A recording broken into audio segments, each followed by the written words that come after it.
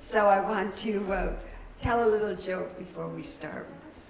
This is about a dog and a cat who died on the same day. And the dog gets to heaven, and Peter is welcoming the man, and he says, you know, you have been a really good dog, a faithful dog all these years. He said, welcome, come in. So the cat came, and Peter welcomed the cat and said, you've been a good companion all of these years to your owners. He said, come in, welcome. So a couple of weeks later, Peter was walking around, and he met the mouse, and he said, how is everything going? And the mouse said, did I say a cat and dog? I meant a cat and a mouse. Oh, dear Lord. So we're just going to revise that, a cat and a mouse. So St. Peter meets the mouse and says, are you enjoying it here? And the mouse says, oh, I'm so happy. But he said, I could really use a pair of roller skates, so I could get around faster. I'm so small. Boom, the skates are there, and he's skating around. So a few weeks after that, St. Peter meets the cat, and he says to the cat, how are you doing? And the cat says, I have never, ever been better in my whole life. He said, you know, since I found Meals on Wheels, everything is perfect. Maybe yes, maybe no. So, before I start, I'd like to just tell just a quick story. I've got to watch my time because Reverend Doug, wherever he is, has his timer going, so I've got to be very careful. Yesterday, I opened my Science of Mind textbook, and I was also reading Myrtle Fillmore, so it's not that, but I was looking up something specific, and I had marked it, believe it or not, with a paper towel rolled up, and it fell out. This was about 8:30 in the morning. And on the paper towel, I almost brought it. It was written Sean. And I thought, gosh, I haven't thought about Sean in a long time. I hope he's doing well. And I'll tell you, within 3 hours, Sean texted me. Now, how can you beat that? And that's been after several years. How the universe works with such synchronicity. And then he told me he is in Luther, Texas, and he and his beautiful wife, Sylvia, who now are expecting their first baby, are coming to church. So I looked up Luther, Texas, because I'd not heard of it. And it was in the Panhandle, and I thought, I know his heart's in the right place. But he's not going to drive 300 miles to get here. And here he is. And so I am so grateful for Sean and his beautiful wife, Sylvia. Now, I have known Sean since he's been 12 years old. I would just like to say that. I've known his brothers, known the family. So it's just a delight, a real blessing. Okay, so this is a sacred season. Do y'all feel it? I think fall is one of my most favorite seasons because it's so rich and it's so fertile with mystical meanings. You know, there's darkness like yesterday with all of the rain, but what it does is it prepares the soil. We plant our seeds of good thoughts and they germinate so that they can blossom and bloom in the spring. And the leaves falling. You know, this is the first year I've really thought about that. I've got a big crepe myrtle tree. My neighbor has it, but it bends over about 8 feet from my front window. And I love that tree. I love the leaves. And this year, the trees now are just beginning to lose their leaves in my area. I thought, what if that becomes a symbol to me? And for every leaf that falls, I think of an old thought I want to release. And I really love that symbology for myself. What is it that that leaf is symbolizing that I need to release? What old thought is there? So it's a time of transformation, not only physical, but spiritual. So our talk today is the mystical gifts of Halloween. But I'd like to start by defining a mystic. So often we think of a mystic as on a far-off mountain in Tibet, which there are, or a convent or a monastery where the abbots and the cloistered nuns. Yes, and that is true. But what we practice here in Unity is practical Christianity. which means it's practical mysticism, which invites you and me every single day to become the true mystic that we are meant to be. Because we are here to reflect the glory of God in everything we do. And that means if we're willing to open up. You know, what metaphysics is, it is seeing beyond the normal everyday things. And so often we just look at this and that, take it at face value. But our journey as the mystic is to see beyond it, is to see beyond the behavior, is to see the symbology of the leaves and the fertility of the grass and all of the mystical gifts, to look at somebody that we have maybe a problem with. And instead of thinking the problem, we think that's the behavior, and underneath it, this is the mystic that says, this is the presence of God in action. Because if we believe the one life of God that is everywhere present, then it is your life, it is my life, it is everybody's life. So if we can release old ideas, old thoughts, and boy, I'll tell you, some days I struggle with that because I want to get into the behavior. But if we let that go and truly become the mystic and look beyond it, Jesus was the perfect example. Jesus, our Wayshower. He didn't see the prostitute. He didn't see the leper. He didn't see the blind man. He saw the truth behind them. He saw the blind man that could see, and the prostitute that it was all gone from her life. Boom, she was forgiven because he saw something different.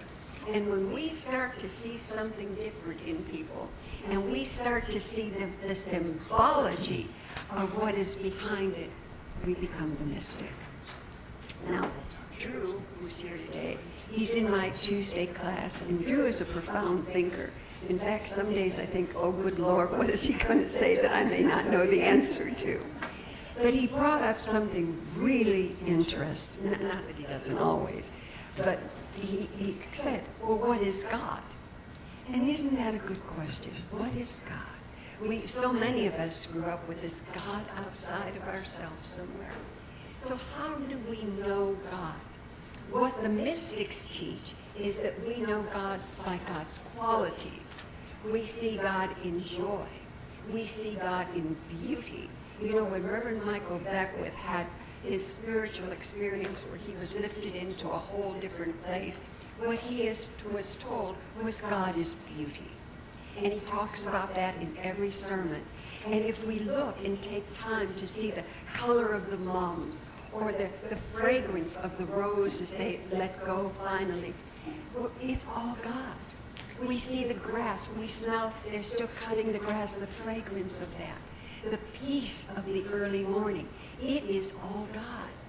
So if we can take this name of God, which still puts us somewhere out there, and look at the qualities, the love, God is love. God is peace, the peace that passes human understanding. God is joy. God is grace. God is divine order. Look at this universe. Even the physics and the scientists are saying there is an order to this universe, and there was a power behind the divine order because it's always on time and in time. It never fails us. The sun comes up, the sun goes down, the moon rises and goes down. It is the cycle of life that's always on time and in time. So looking beyond the name God, what is God? God is peace and joy and beauty. And we get to participate in that part. That becomes the mystical part of us, to see the face of God everywhere we look, because it's there. But we belong to a microwave society that we go so fast, we don't have time. You mean there's roses? You mean there's new mums? The leaves are falling. Where are the leaves falling? As we stomp through them. So that you take the time, because time is a gift. It's a precious gift. God's grace brings us here this morning. We're breathing. We're enjoying the music. We will enjoy Raina's beautiful treats, Valerie's lovely message or announcements this morning. You know, everybody that is here this morning, this is a gift. A lot of people aren't here this morning. Did a chaplaincy for several years at UCLA, and I saw a lot of people that didn't make it to the next morning. So we feel the gift of God in life itself, which is one of our 12 powers. So we want to talk about unity teaches that, that God is everywhere present. The poet and mystic William Blake said it so beautifully. He said, to see the world in a grain of sand, hold infinity in the palm of your hand, to see heaven in a wild flower, and eternity in an hour. Isn't that beautiful? And if we look, it's there. But look, and if we have eyes to see beyond what we see, and ears to hear beyond what is being said, I mean, we enter into a mystical realm, which we're all called to be in. So Myrtle Fillmore, our own mystic, was co-founder of Unity. She said something so beautiful. She said, nature is surely the glorified face of God. There we go. See the beauty about you. See the manifestation of the infinite mind. So I hope that you probably are all way ahead of me. This I don't know. You can talk to me after service, and you can give the sermon next week, because I can learn from that. But to really give some thought to this. What will I look at this week? What will I behold this week? How will I see the face of God this week? In the midst of a world that is full of confusion, blah, blah, blah. How can we be the peace that passes human understanding? Because that's where God is, not in the confusion. God is a God of peace and wisdom and clarity. And, you know, don't ever mistake the world for the presence of God. It's not. The world is is filled with people, places, and things with their own ideas and their own prejudice and their own blah, blah, blah. It is the universe, God's universe, that is life itself, that is divine order, perfect wisdom, joy, and clarity. And it never, ever fails us. So we want to disconnect as much as we can, and I'm not saying that we don't keep abreast of things. I think that's necessary. But we don't buy into it. And we buy into the truth of a universe that is always for us and never, ever against us. So what is the symbol of Halloween? The mystical symbols of Halloween. It was really fun to do this because I really had not thought a lot about it. Some of us are in, some of you, I used to be in an over 55 retired, I hate to admit it. I was the youngest one there, mind you, in Bakersfield. So we didn't have children there. Where I live right now, there are tons of young children. And what we can think of the symbology, the mystical symbology of Halloween. First of all, the symbol of the jack-o'-lantern. You know, with in the darkened room with the flickering light. It's a reminder that how dark the night seems. And we all go through very dark nights in the soul. It would be, I always love it when people are going through a hard time and you say, how are you doing? Oh, I'm fine. Well, you know, that's not always the truth. And we can say, yes, I'm not fine. But we have to know that that light that flickers within that jack-o'-lantern is the light within us that is always there. And it's sometimes we wonder, is it there? It may be flickering, but it's always there. The promise is, I will never leave you or forsake you. Gospel of John said, I am the light of the world. Meaning Jesus was the light of the world. He was the one that said that. But what he also said is, you are my brothers and you are my sisters. He invited that sonship, that light, to join him in that. So we too are the light of the world.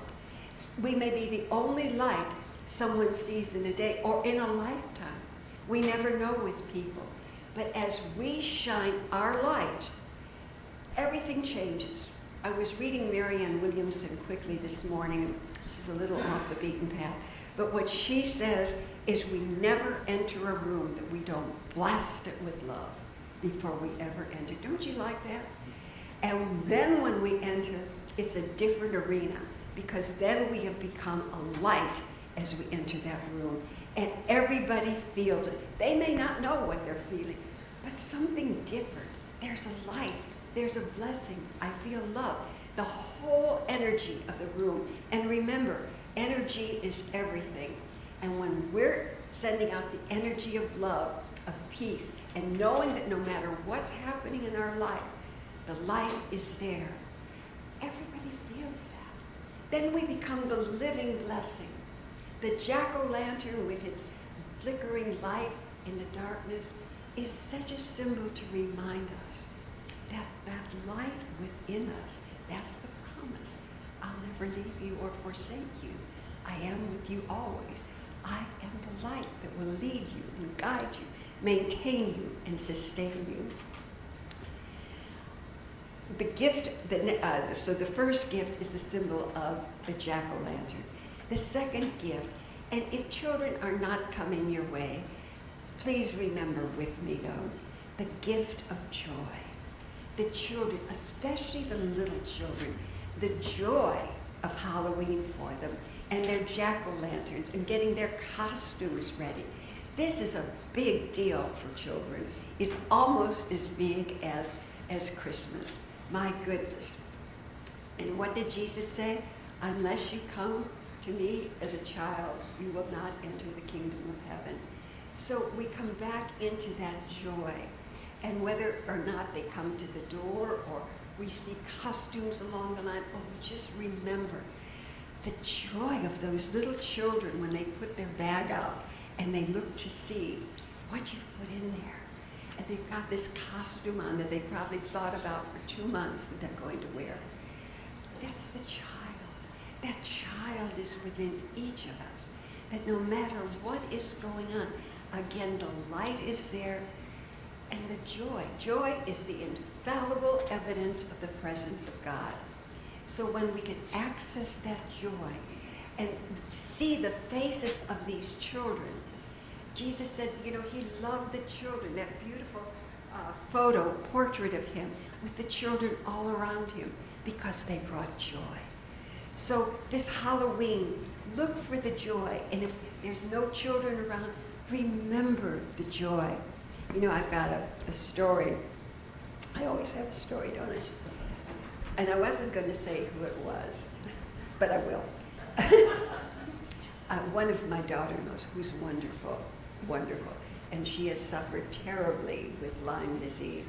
In fact, her podcast was just voted one of the best medical podcasts in the country. But she suffered where she was bedridden for years. And that's because at that time, 15, 20 years ago, in California and the Midwest, they weren't diagnosing Lyme. They had no idea what was wrong with her. So she became a very strict, clean diet, which was wonderful. But it took all the joy away from me cooking chocolate chip cookies. No, I'm serious. So anyway, life is very interesting. The universe, you know, doesn't really hear no, okay? So she was just, I mean, this was the law. No candy in that house, no sugar. Well, of course, the kids were sneaking candy and sugar every time they had a chance. So Halloween was such a big deal, and I would find them hidden in a closet with their jack-o'-lanterns eating candy.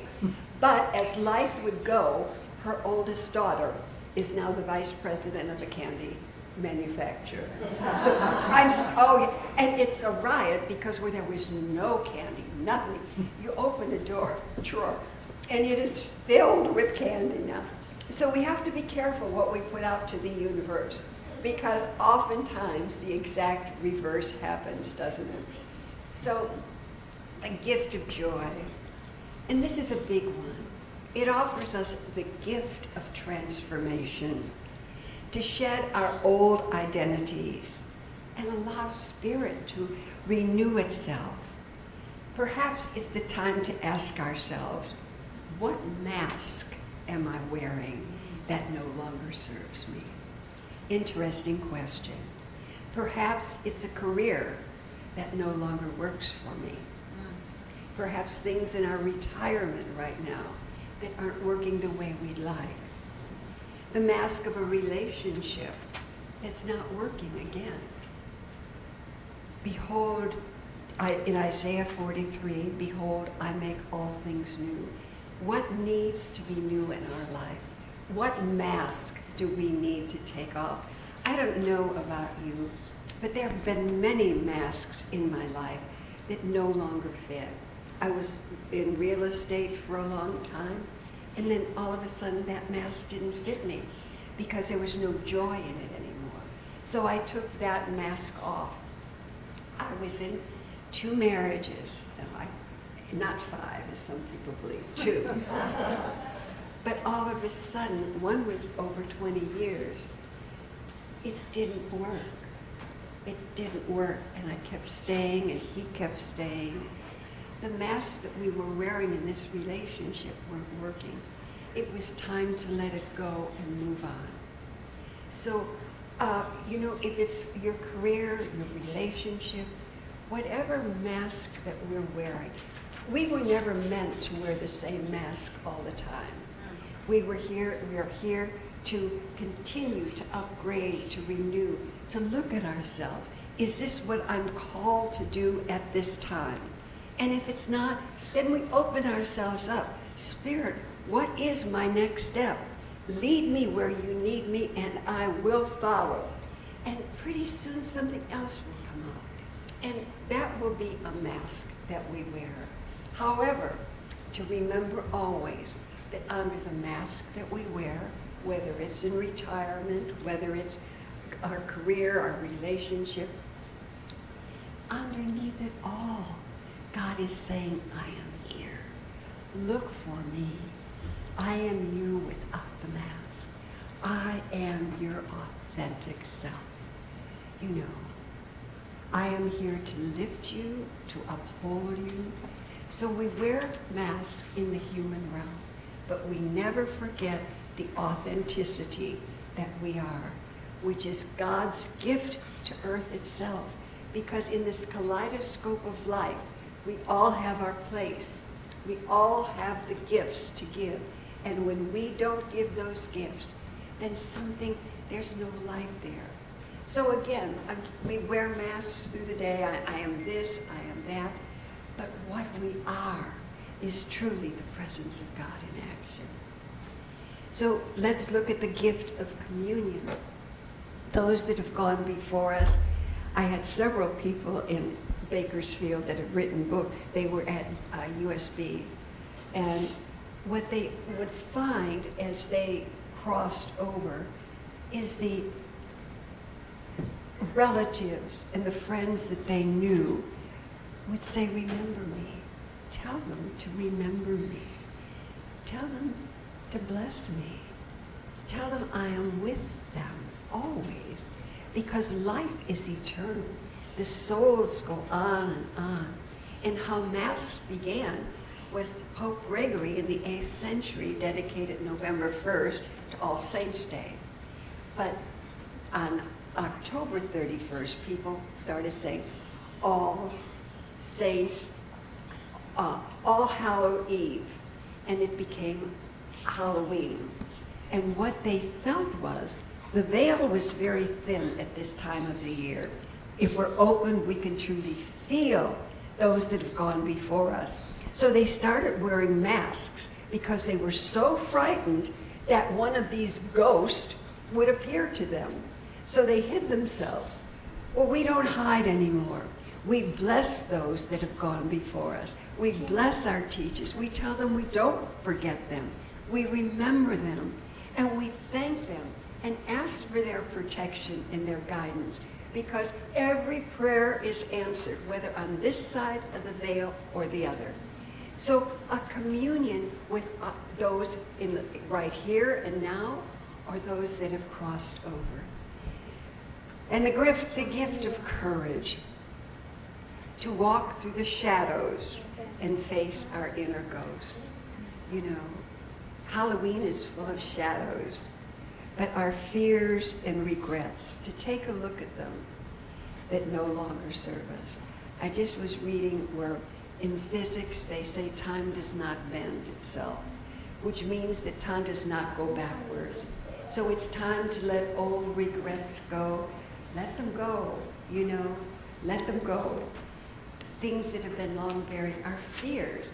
Are we really going to live in that fear of lack?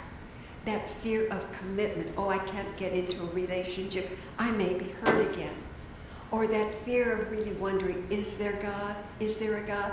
Oh my goodness, let that one go quickly, because heaven knows what will come back to greet you, because every thought is heard. So the gift of courage, Halloween gifts, you know, for little children, I've watched them, these tiny children, they're afraid to come up to the door because of the ghosts and the goblins. So sometimes we're afraid to open that door of our old regrets and our old fears. Let it all go now. It doesn't matter. The old is old and it's gone. And you know, I really sometimes struggle with that. I think many moms do, aunts, uncles. Gee, if I'd have said this, if I'd have said that. It's gone. We didn't. They've forgotten it. You know the story of, I've told this, forgive me, I've got to watch my time because Reverend Doug is. Wherever he is in the universe. I'll just say this. I used to be so frightened of speaking, terrified. And I would speak, this was early on, before you knew me, Sean, different church. And I would just beat myself up terribly. I didn't say this, I did this wrong, blah, blah, blah. And an older minister, he was dean of the School of Ministry. I went to Dr. Dan Morgan, and I said, I'm not going to do this anymore, Dr. Dan. I can't do this to myself. It's killing me. And he said, honey, listen closely to what I'm going to say. He said, I felt the same way as a minister. I felt the same way. I was ready to leave the ministry. And he said, I had the good fortune to be in New York, and I was able to meet with Dr. Norman Vincent Peale. Some of you remember his books. And I told him, I said, I don't think I can do this anymore. He said, you know, when you give a sermon, he said, and you leave the pulpit, forget it, because everybody else has too. So there you go. So it really did help to release. And you know, we think, oh gosh, if I would have said this or that. People are so involved in their own life. They don't know what you've said. They've forgotten it and they've moved on. And we don't want to get stuck. We don't want to get stuck in the old stuff. This is a new beginning. Halloween is a great time to examine our lives and where we might be stuck, or to let go of old belief systems, and to be open and receptive to the mystery of life. And it is a mystery. Just like Harry Potter, and you all know, and whatever platform he was afraid to walk through, was a platform 13 or wherever, and they told 9 3/4, thank you, I knew you'd know. And he was so afraid to walk through it because there was no door. And he finally rushed through it with his cart. And on the other side was mystical gifts beyond what he could ever imagine. So that's your call and my call this Halloween. Go forward. Let go of everything not serving you. Let Halloween be such an example of how we can deepen our mysticism, our mystical life. Because don't ever put it on somebody else that they're the mystic. No, we are the mystic. We are the presence and the grace of God in this lifetime. So we have the gifts of the jack-o'-lantern, that flickering light that will never go out. I will never leave you or forsake you. Do you know it's in the Bible, Old Testament, New Testament, 274 times. I will never leave you or forsake you. I am with you always. And then we have the gift of joy. Be joyful this Halloween. If the children don't come, remember what it was like to be a child and all the excitement. And the gift of transformation. Be willing to let go. Take our masks off. If it's not suiting us right now, take it off. And then I am here. Show me my next step. And it is another mask that we're probably going to wear in this lifetime to move through life. But remember that underneath the mask, here we are as the presence of God. We may be working, having a job, doing whatever we're doing, but to remember that under that is the presence of God.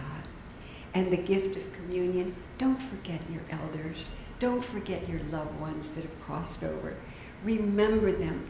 Thank them for their gifts, because their blessings and their prayers are still around you. And then the gift of courage, the gift to face our shadows. You know, the children in the shadows and the frightening, doesn't frighten us anymore. We are more than this. I am more than this, and that is the truth. If we are here for God, if God is our life, the breath that we breathe, we are more than any human encounter can ever truly affect us. It may hurt us, it may bring us great sorrow, I'm not saying that. But to remember, that light is always with us, and I will never leave you or forsake you.